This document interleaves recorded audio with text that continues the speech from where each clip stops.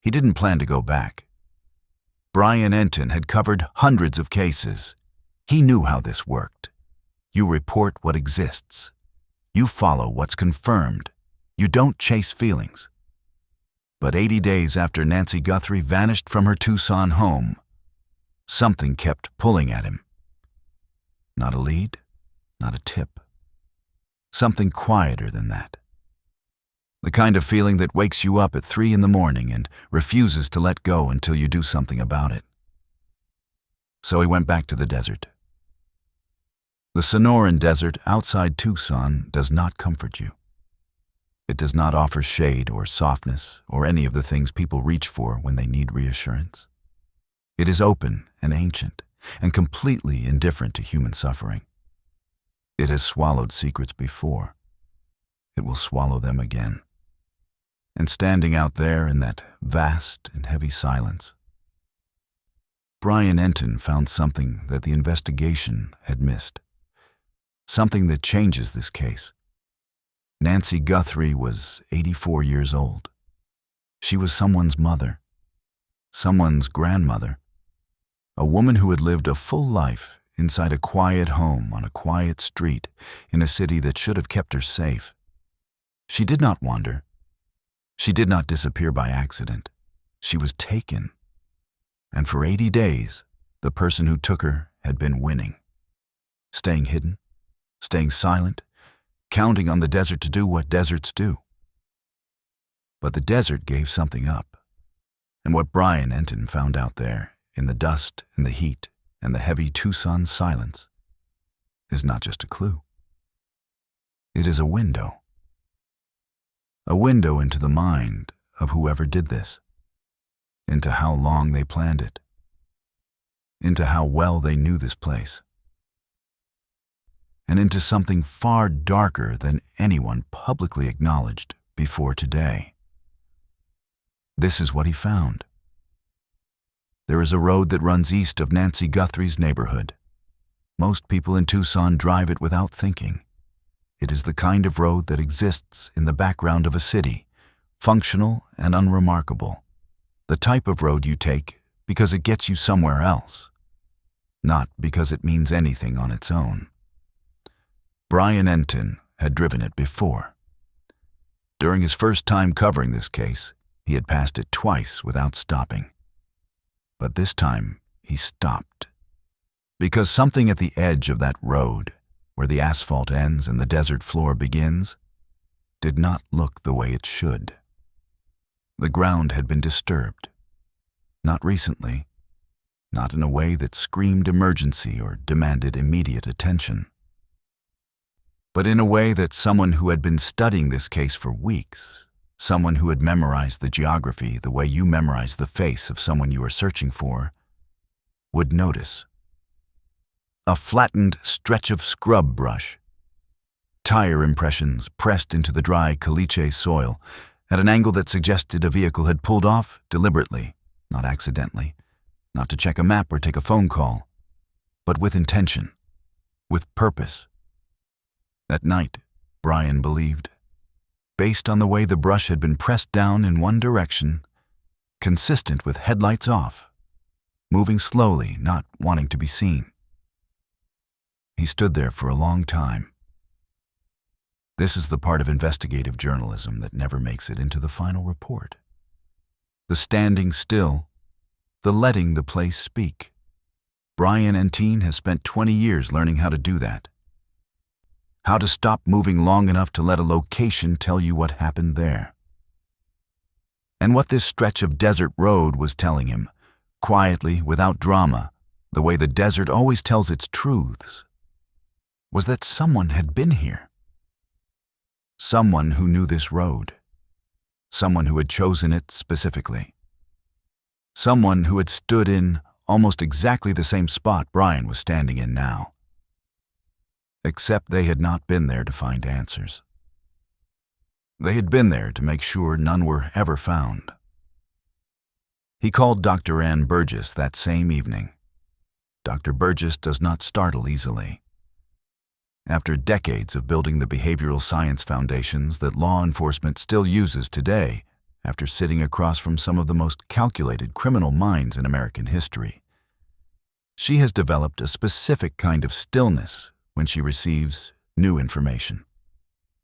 She listens, she processes, she does not rush toward conclusions. But when Brian described what he had found, the location, the tire impressions, the angle of approach, the deliberate darkness of it, something shifted in her voice. Not alarm. Something more precise than alarm. Recognition. She said it immediately. Whoever did this knew that road. That statement carries more weight than it might first appear to carry. Because Tucson is not a small town. The road Brian found is not the obvious route out of Nancy Guthrie's neighborhood. It is not the road a stranger would choose. It is not the road someone unfamiliar with this part of the city would naturally take in a moment of urgency or panic. It is the road you take when you have thought about it in advance. When you have driven it before, perhaps many times, perhaps in daylight, calmly, studying it the way you study something you intend to use. Dr. Burgess called it pre-operational familiarity, the kind of knowledge that does not come from a map application or a single drive-through. It comes from time spent, from watching, from preparing, from knowing exactly where you're going before you ever move. And that single detail, one disturbed stretch of desert ground on a road that most Tucson residents have forgotten exists, begins to dismantle something that investigators had quietly held onto. The possibility that this crime, despite its careful execution, despite its planning, despite everything that suggested otherwise, might still have had an element of opportunity in it. A chance encounter, a moment of impulse that escalated. That possibility is now gone. What Brian found on that road does not leave room for impulse. It leaves room only for calculation, for a mind that had already solved every problem before the night it acted. Which means something else that is harder to sit with. Nancy Guthrie was not chosen randomly. She was not simply the nearest target or the most accessible option. She was chosen specifically, deliberately, by someone who had already been to that road, who had already mapped the route, who had already decided. And the question that lands in the chest like something cold and heavy is not just who made that decision. It is how long ago they made it. Because tire impressions do not tell you everything. But they tell you enough. There is something investigators do not always say publicly, but understand privately from the first week of a case like this. Patience of this kind has a history. Not a criminal history necessarily. Not a record or file or name in a database, but a personal history. A long and specific story between two people, or between one person and a family, that existed long before the night Nancy Guthrie disappeared. The tire impressions on that desert road told Brian Entin that whoever did this knew the geography. But the second thing he found, and this one did not come from the ground, it came from people, told him something far more disturbing. It told him how long this had been building. A source close to the investigation, someone who had been watching this case from the inside since the earliest days, told Brian something that had not been released publicly. In the weeks before Nancy disappeared, there had been a pattern of observation around her home. Not dramatic. Not the kind of thing that triggers alarm systems or draws attention from neighbors. Small things. A vehicle parked at varying distances on the same street across multiple days. A presence that moved when questioned and returned when the attention faded. The kind of watching that only makes sense in retrospect, when you already know what came after it. Dr. Burgess called it a rehearsal period. In her years of studying the behavioral architecture of targeted crimes, she identified this pattern repeatedly. The offender does not simply plan and then act. They test. They observe. They make small movements that carry no legal weight individually, but collectively form a map of someone's life. What time the lights go off. Which neighbor pays attention and which one does not. Whether the street empties after 10 o'clock or stays active until midnight. These are not the observations of someone acting on impulse. These are the observations of someone who decided, at some point well before that night, that they were going to do this, and then spent weeks making sure they could. Which brings everything back to the question Dr. Burgess asked in the beginning. How far back does this go? Brian pressed his source on this specific point. Not days before, not weeks before. The source paused before answering. The kind of pause that tells you the answer is not simple, and then said something that reframed the entire case in a single breath. The feeling among investigators, based on the behavioral evidence accumulating around this case, was that the origin of this crime did not begin in the months before Nancy vanished. It began much further back than that. A decade, possibly longer. A grievance so old it had become part of someone's identity. So woven into who they were that they had stopped experiencing it as anger and started experiencing it as purpose. That word sits differently than anger does. Anger fades. Anger exhausts itself. Anger needs fuel to keep burning, and eventually the fuel runs out. But purpose is self-sustaining. Purpose wakes up with you in the morning. Purpose does not need an argument or a trigger or a reminder. Purpose simply waits for the right conditions and then moves with absolute calm. And the calm is what investigators kept returning to when they examined every piece of evidence in this case. There was no rage in the execution, no chaotic decision-making, no evidence of emotional flooding or loss of control.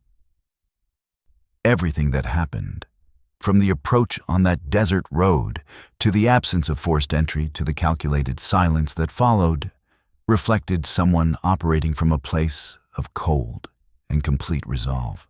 The desert understood that kind of resolve. The Sonoran Desert has a specific relationship with concealment that is unlike almost any other landscape in the American Southwest. It is not just large, it is layered. Ravines and washes cut through the terrain in patterns that are invisible from a road, but completely navigable to someone who has walked them. The saguaro cactus stands tall enough to block sight lines. The caliche soil, that pale, hard-packed desert floor, holds impressions in some conditions and releases them entirely in others, depending on temperature and wind. Someone who understood this landscape, who had spent real time in it, would know which parts of it keep secrets and which parts give them away. Whoever chose that road knew the difference. Dr. Burgess returned to something she had said earlier in the investigation and sharpened it now with the new information Brian had brought her. She said that the desert in this case was not incidental. It was chosen. The same deliberateness that went into every other decision in this crime went into the use of this specific terrain. The route Brian found was not the fastest way out of that neighborhood. It was the most invisible way. And the distinction between fastest and invisible is the distinction between someone running and someone walking. Someone running makes mistakes. Someone walking slowly, deliberately, in the dark, on a road they have already memorized, does not. And Nancy Guthrie was somewhere at the end of that walk.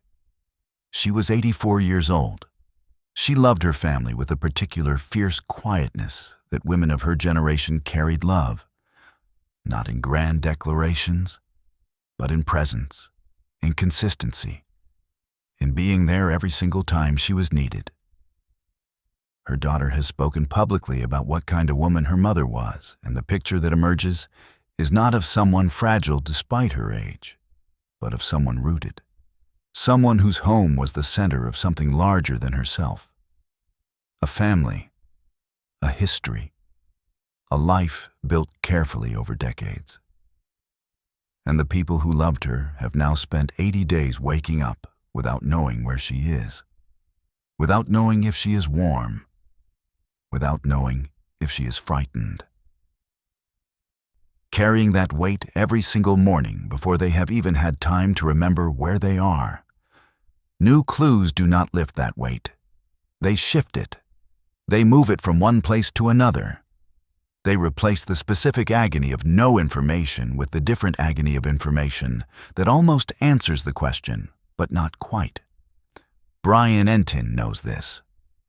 He has sat with families in cases like this before, and he understands that bringing them new developments is not the same as bringing them relief. It is bringing them closer to a truth that may be harder to hear than the silence was. And he brought this information forward anyway. Because the alternative, staying quiet while someone walks free on a road they chose in the dark, was something he could not do. The investigation is moving. Slowly. Without the dramatic breakthrough that television trains us to expect. But moving. The tire impressions have been documented. The observation pattern around Nancy's home is being examined with fresh eyes and a longer timeline. Investigators are asking questions now that reach back not months, but years. Looking for the origin point of a grievance that eventually became a plan, that eventually became a night that changed everything for one family in Tucson, Arizona. They are looking for the moment when purpose replaced patience, when watching became moving, when someone decided that the time had finally come. Somewhere in this city, that person is still here, not hiding in any dramatic sense, living, working, moving through ordinary days with ordinary faces and the full knowledge of what they did and where they went and what the desert is still holding for them. They have watched this investigation from the beginning. They have seen every news report. They have heard every theory. And they know, with a certainty that must sit in them like a stone, that Brian Entin just stood on their road, that the desert gave something up, and that the distance between where this case was yesterday and where it is today is exactly the kind of distance that changes everything. Nancy Guthrie has been missing for 80 days. 80 mornings that her family has woken up reaching for an answer that has not come. 80 nights that someone else has gone to sleep carrying a secret that belongs to all of them. But today, something shifted. The desert kept its silence for a long time. It does not keep it anymore. Brian Entin went back because he had to. Because some cases do not let you go. Because an 84-year-old woman who loved her family and built a life and deserved to grow old in peace is still out there somewhere. And the people who love her are still waiting. Still hoping. Still holding on with both hands to every single piece of new information that surfaces, because that is what you do when someone you love disappears. You hold on. You do not stop. You refuse to let the silence win. This case is not cold. It is not forgotten. It is moving. And we will be here every step of the way until Nancy Guthrie comes home. If this story matters to you the way it matters to us, do one thing right now. Hit that subscribe button so you never miss an update on this case or any case we cover. Every new development, every new clue, every time the desert gives something else up, you will be the first to know. Hit the like button because it tells us this work matters, and it tells the algorithm that Nancy's story deserves to be heard by more people. And share this video. Share it right now. Put it on your page. Send it to someone you know.